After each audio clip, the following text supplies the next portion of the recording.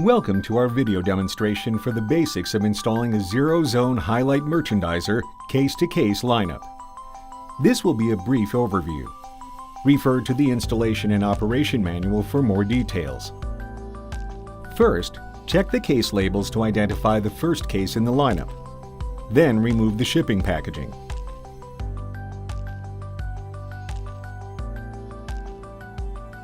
Inspect the display case for any damage.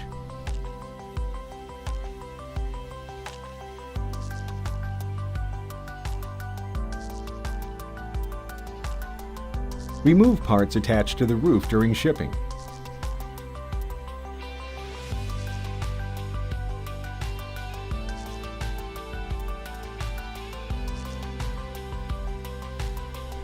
Verify that all parts are included in the Ship Loose box and inspect for damage. Find the tenoring clips that are provided with the kick plate assembly and install them to the bases where cases are to be joined. Next, mark out the base plate locations on the floor with tape. Then use a rotary laser level to find the high spot in the lineup and place the required amount of shims accordingly at each base plate location, both front and rear. The shims are placed perpendicular to the base plate, with the front edge of the shim lined up with the front edge of the base plate. This allows for proper installation of the kick plate later. Tape the shims to the floor. Some base heights will require hat channel rails, as shown in this video. Position the case that will be on the left end of the lineup. Shelves must be removed to join the cases, so cut the tie wraps and remove the clips that hold the shelves.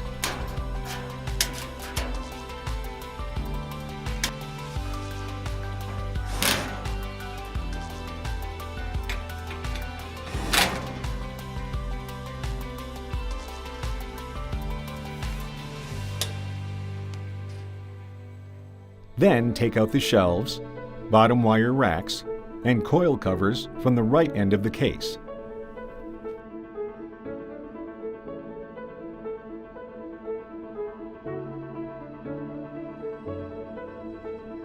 Next, lift the rear duct cover out of the right end of the case. This provides access to the joining holes. Prepare to join the cases by following the caulking instructions that are included inside every lineup case. We are not applying beetle caulk in this video demonstration. When you do, apply 2 beads of beetle caulk along the ceiling, rear wall, and base. Beads of caulk should be 1/4 inch to 3/8 inches wide. Apply 1 bead of beetle caulk along the front of the case. Only add caulk to one of the cases being joined, as excessive amounts of sealant may squeeze out of the joint.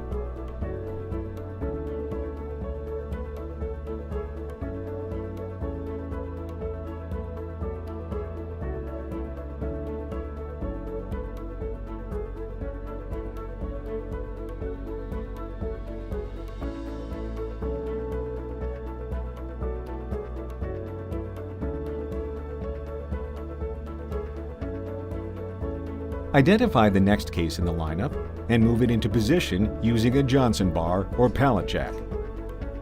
Only contact the sheet metal of the bottom foamed panel to avoid damaging the bases. Align the cases front and rear and make sure cases are within 1/4 inch of each other. Remove the coil covers on the left end of the second case to access the bottom joining holes. Loosely install the case bolts by hand tightening them.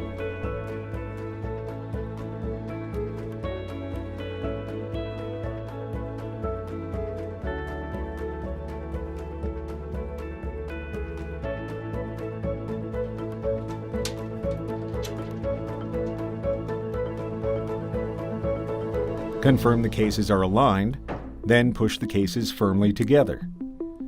Now tighten the lower and upper case bolts. Do not attempt to pull the cases together using the case bolts.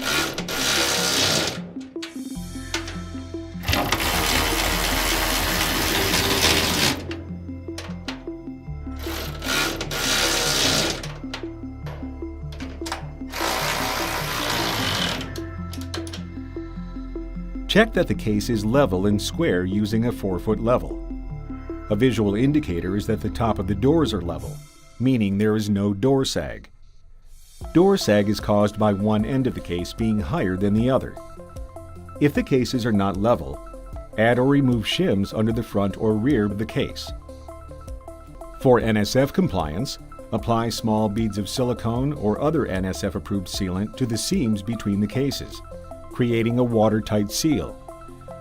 Do not let silicone-based sealant and beetle sealant contact each other, as this may affect adhesion. We are not applying sealant in this video demonstration.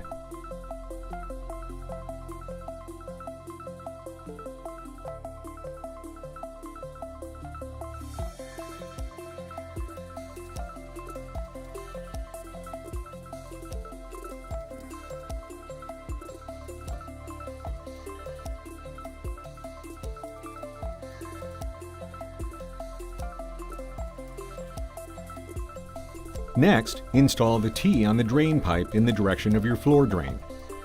Then install the supplied running trap, ensuring that the trap is level. Each case must have its own drain and be individually trapped.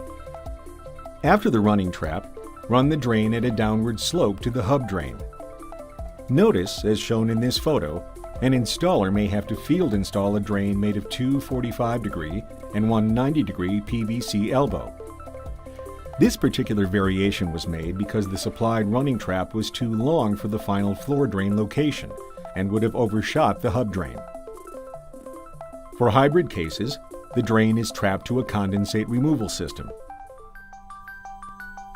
Highlight cases have a bottom electrical enclosure behind the bumper assembly, where electrical components and LED power supplies are found.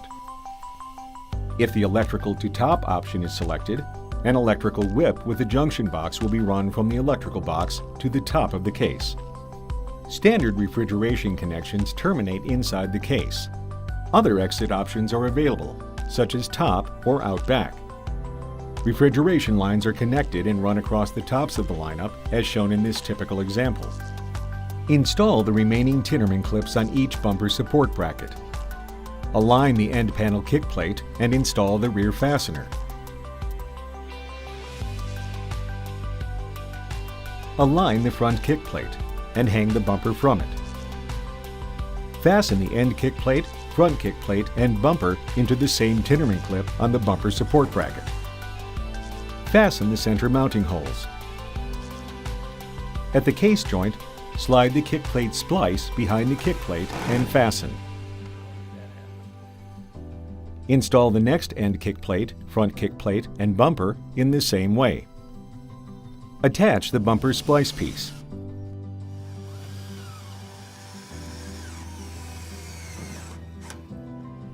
Install the top splice piece between the top trim pieces.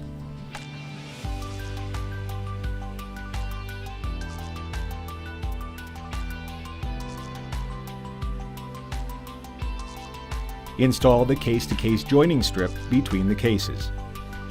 Once the lineup is complete, it is best to cover the cases during any store construction to protect them and keep them clean.